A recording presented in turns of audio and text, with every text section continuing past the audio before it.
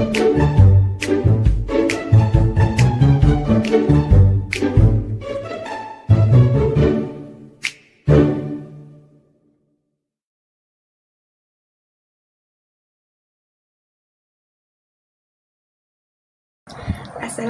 warahmatullahi wabarakatuh. Nama saya Nur Atikah binti Uthman dengan nombor matrik 278-924. Nama saya Siti Aisyah binti Muhammad Noor. Nama matrik saya 279214. Assalamualaikum warahmatullahi wabarakatuh dan salam sejahtera. Nama saya Siti Nur Adawiyah Kamarina binti Muhammad Nazaimi. Nombor matrik 281326. Jadi pada hari ini kumpulan kami ingin mengetengahkan satu isu budaya dalam bentuk main peranan di antara kaunselor dan juga klien. Jadi isu budaya kami pada hari ini ialah seorang klien bertemu dengan kaunselor kerana mempunyai masalah dengan suaminya yang berbangsa India dan beragama Islam. Hal ini kerana terdapat perbezaan agama dan bangsa klien dengan keluarga suaminya. Klien merasakan bahawa keluarga suaminya tidak menghormati klien kerana keluarga suaminya telah menghidangkan arak kepada klien semasa menyambut perayaan Deepavali bersama keluarga suaminya.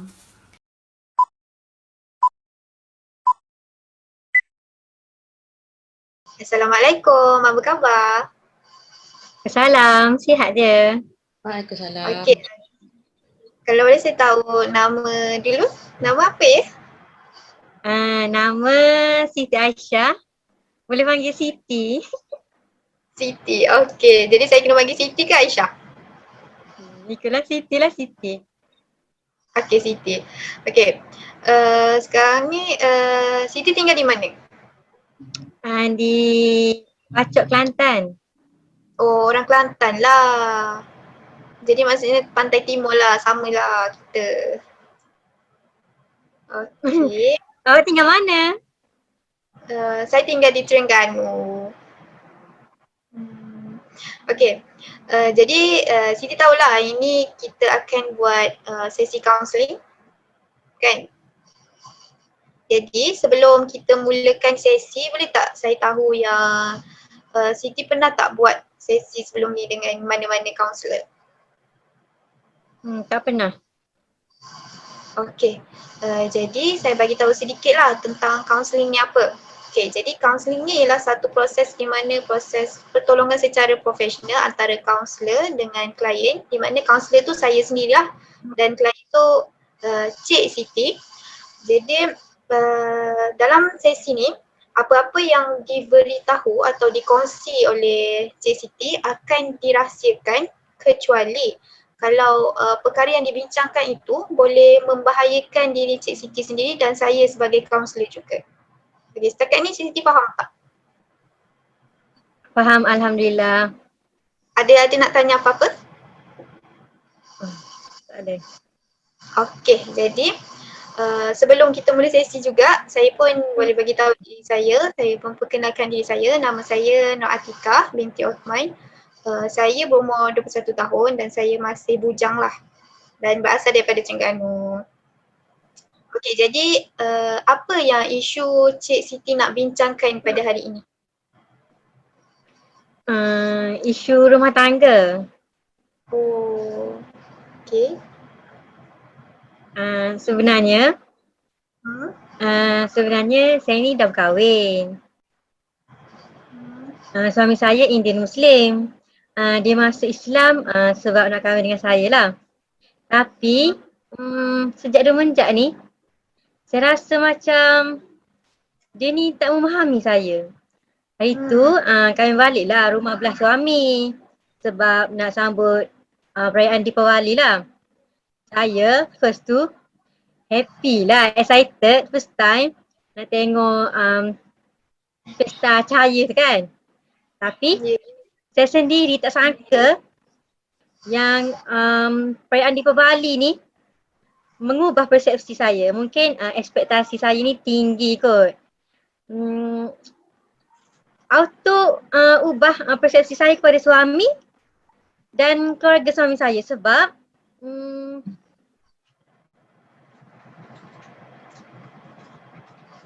time perayaan tu mereka hidangkan arak kepada saya. Saya memang terkejut lah kan. Tapi Saya lagi terkejut tengok suami saya tak membantah pun. Malah dia pun ikut minum sama arak tu. Perasaan saya masa tu, Tuhan je tahu cik. Saya tak sangka lah kan. Keluarga suami saya tu macam memandang remeh. Macam mempersendakan agama saya. Jadi saya pun fahamlah perasaan Aisyah. Saya turut bersipatilah dengan keadaan itu. Kalau boleh saya tahu, Cik Siti kita ni dah berapa lama dah mendirikan rumah tangga dan perkenalan antara suami tu dah berapa lama? Saya baru je berkahwin dengan suami dalam 5 bulan kot. Tapi sebelum tu, kami dah berkawan lah dulu dalam 2 tahun. Semenjak daripada zaman kami belajar di universiti lah. Oh, okey, faham. Okey, dengan keadaan rumah tangga Aisyah sekarang kan, Aisyah ada tak berbincang dengan suami secara baik mengenai perasaan Aisyah ketika ini?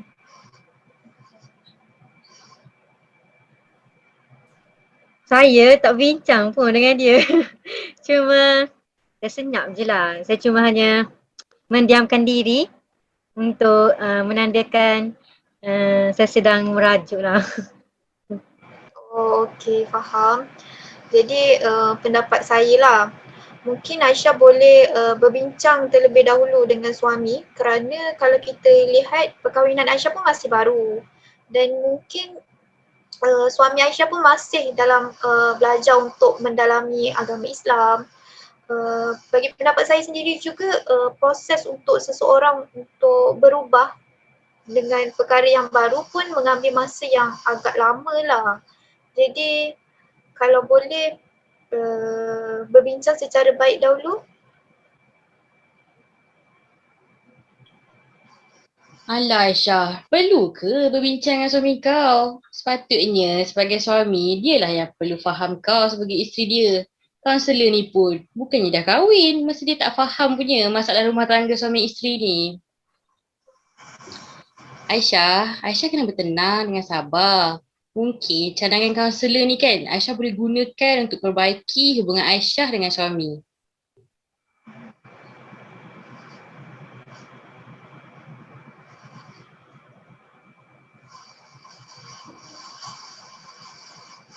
Tapi saya rasa sepatutnya dia perlu sedar sebab dia tu kan dah jadi suami saya. Sepatutnya dari awal lagi dia tu dah slow-slow belajar untuk mendalami agama Islam. Sebab tu kan dah jadi tanggungjawab dia lagi pun sebelum kami berkahwin, dia dah janji untuk belajar mengenai agama Islam. Tapi saya pelik. Kenapa cik ni macam nak menyebelahi suami saya sedangkan cik pun belum berkahwin? Macam mana cik ni nak faham perasaan saya sebagai isteri? Ya betul, saya faham. Saya pun mempunyai beberapa kawan yang telah berkahwin campur ni dan semestinya seorang suami perlu bertanggungjawab ke atas isteri dan saya rasa suami Aisyah ni perlu bimbingan daripada Aisyah untuk mendalami agama Islam dengan lebih baik. Kerana saya percaya dengan bimbingan daripada Aisyah, sokongan yang diberikan, suami Aisyah ni dapat melaksanakan tanggungjawab dia sebagai seorang suami lah dan sebagai seorang Muslim juga yang lebih baik. Jadi apa kata Aisyah cuba untuk berkomunikasi dan berbincang terlebih dahulu dengan suami mengenai masalah inilah dan cuba cari kata sepakat bersama suami. Tapi dia kan suami. Dialah yang kena faham tentang agama kau Aisyah. Bukannya kau yang kena faham situasi dia. Seorang suami ni sepatutnya membimbing isteri dia. Ini dah terbalik pula. Kenapa kau pula yang nak kena membimbing dia? Astagfirullah Aisyah. Tak baik tau fikir macam tu. Tak salah pun kalau kita nak bantu suami kita untuk berubah jadi orang yang lebih baik. Bukan tu juga ke yang Aisyah pernah janji dengan suami Aisyah sebelum kahwin dengan dia? Yang Aisyah akan sama-sama saling membantu dan bimbing supaya rumah tangga ni akan jadi mawaddah dan rahmah.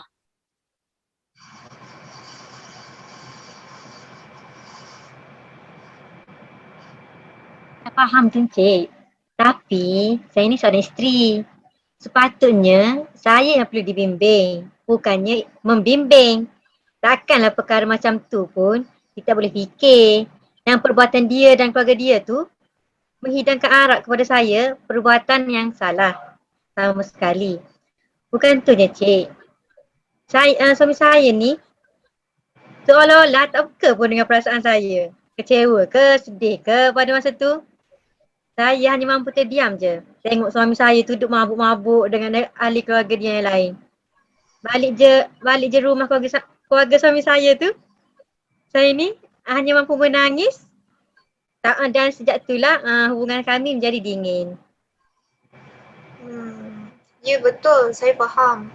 Tetapi dalam situasi sekarang, saya rasa Aisyah perlu berlapang dada dan cuba mulakan perbincangan secara baik dengan suami Aisyah mengenai perasaan Aisyah sekarang.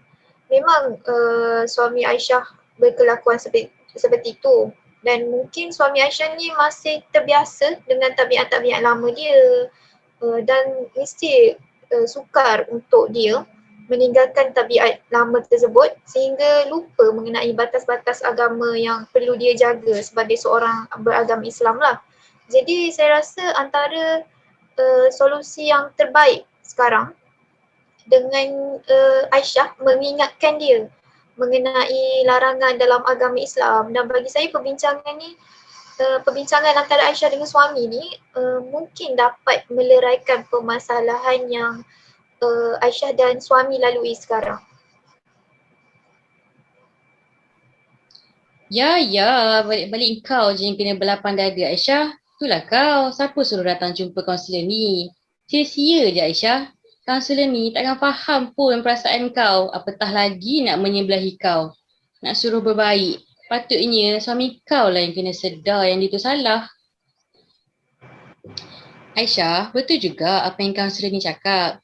Selagi kau simpan perasaan ni Aisyah, selagi tu kau akan rasa sakit. Baik kita berbincang dengan suami tu je dok. Mana tahu lepas bincang elok-elok, hati suami kau terbuka sikit ke nanti? Baik sebenarnya cik, boleh je hormat bangsa dengan agama lain cik. Tapi masalahnya, kenapa saya je yang hormat agama lain? Tapi orang lain tak hormat pun agama saya. Tak fair lah kan? Dia orang ajak saya sambut di bawah wali, saya okey, saya on je. Sebab tak pernah sambut kan, ni first time. Tapi yang peliknya, kenapa dia orang tu layan saya macam tu? Sedangkan keluarga saya ni terima baik sangat suami saya dan keluarga dia. Tak ada pun nak membeza-bezakan soal bangsa ke, agama ke. Cik tahu tak, saya ni ikhlas je terima suami saya ni. Saya pun tak sangka lah kan, dia boleh buat saya macam ni. Ya saya faham tapi apa yang saya bagi tahu Aisyah lah tadi suami Aisyah ni masih baru dalam mempelajari agama Islam. Jadi saya rasa pendapat saya setiap manusia melakukan kesilapan. Jadi antara solusi yang paling utama yang Aisyah perlu ambil ialah berkomunikasi secara baik dengan suami buat masa sekarang untuk memperbaiki hubungan Aisyah bersama suami. Sebab perkahwinan Aisyah ni masih terlalu awal dan bagi saya suami Aisyah mungkin layak diberi peluang kedua. Mungkin dengan peluang tersebut suami Aisyah akan mempelajari tentang kesilapan yang dilakukan.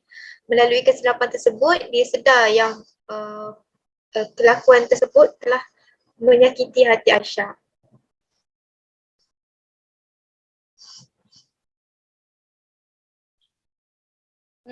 Peluang kedua, senanglah kan kaunselor ni cakap Aisyah.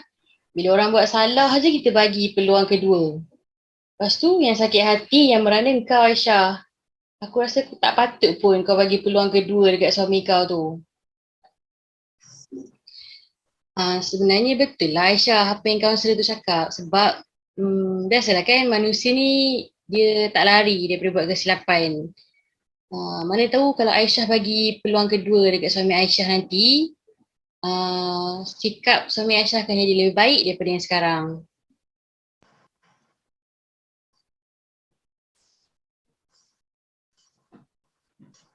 Peluang kedua, saya pun masih terfikirlah nak bagi peluang ke tak sebab saya takutlah benda yang sama jadi. Saya takut awal-awal jadi aware pasal benda ni. Yelah kan, dia kan masih baru. Kot-kot terpengaruh dengan kawan ke, tengok sama-sama last-last keliu sebab lama kan tak try. Kalau dah duduk dengan kawan tu, takkanlah nak tengok je. Mestilah kawan-kawan pun dah hasut so try. Kan lama dah tinggal. Ataupun kalau bukan pasal ni, bukan pasal lain lah yang melibatkan agama. Kita kan tak tahu. Saya pun tak tahu Encik. Saya rasa macam susah sangat dah nak mempercayakan dia lepas ni. Lepas apa yang jadi ni, kadang-kadang saya tak fikirlah. Saya ni salah pilih suami ke? Ataupun kahwin campur ni satu kesilapan ke? Saya macam terfikirlah. Okay, kalau ikutkan keadaan sekarang, Aisyah perlu banyakkan sabar. Jangan terlalu ikutkan emosi dalam membuat keputusan. Jadi setiap permasalahan pasti ada penyelesaian untuk menyelamatkan ataupun demi menyelamatkan rumah tangga Aisyah. Saya rasa Aisyah perlu kuat dan jangan ikutkan emosi terlebih dahulu. Cuba Aisyah lakukan ataupun cuba dengan solusi yang kita bincangkan hari ini. Aisyah cuba untuk praktikkan dalam masalah Aisyah sekarang. Kita tengok hasil dia macam mana.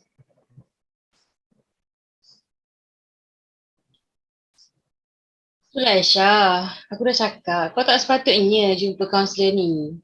Kau tahulah ayat tipikal kaunselor ni, bila kau jumpa dia je, kau cerita masalah kau, ayat dia akan suruh kau sabar, sabar dan sabar. Padahal dalam hati kau tu dah lama dah sabar dengan sikap suami kau tu, tapi tak ada siapa pun yang tahu. Daripada kau jumpa kaunselor yang nak suruh kau sabar macam ni, baik kau diam je kan? Aisyah, betul lah sebenarnya apa yang kaunselor cakap tu.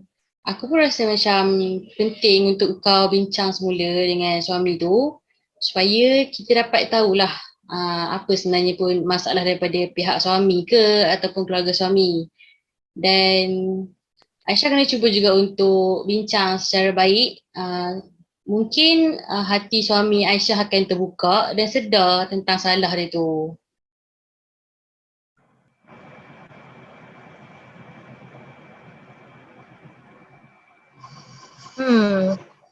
Baiklah, saya rasa mungkin ada betulnya juga cadangan dengan kata-kata cik tu.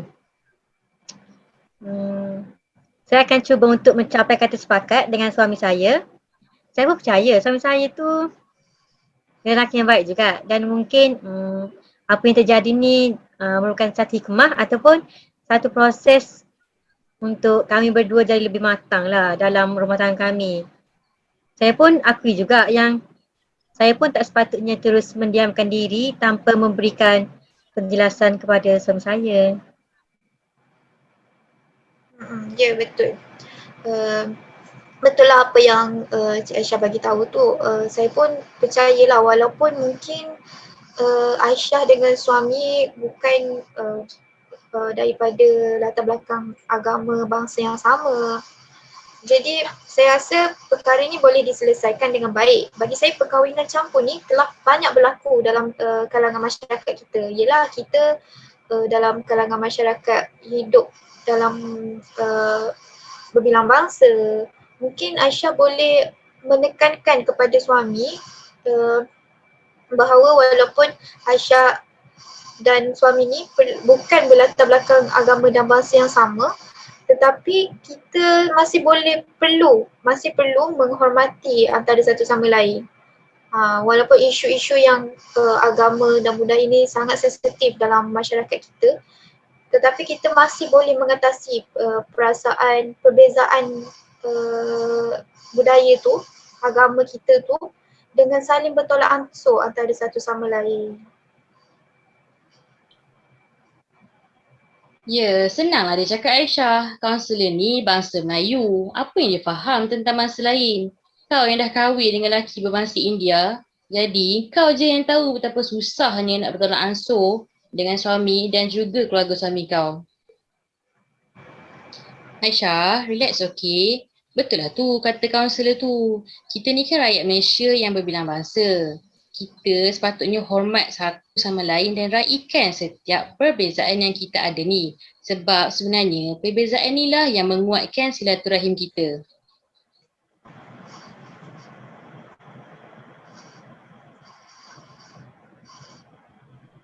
Baiklah, saya terima dengan baik atas segala pendapat dengan nasihat Cik untuk kepada saya.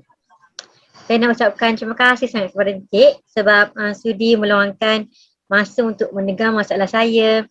Dan terima kasih sebab telah memberikan beberapa solusi untuk saya dan juga suami. Okay, baiklah sama-sama Aisyah. Saya pun berharap agar Aisyah dapat menemukan jalan penyelesaian yang terbaiklah dengan suami. Dan terima kasih kepada Aisyah juga kerana sudi menerima khidmat kaunseling daripada saya pada hari ini. Dan saya doakan hubungan Aisyah dengan suami baik-baik saja, dan kalau ada apa pun masalah, Aisyah jangan segan untuk menghubungi saya untuk jalankan sesi yang akan datang. Macam tu. Terima kasih Aisyah. Sama.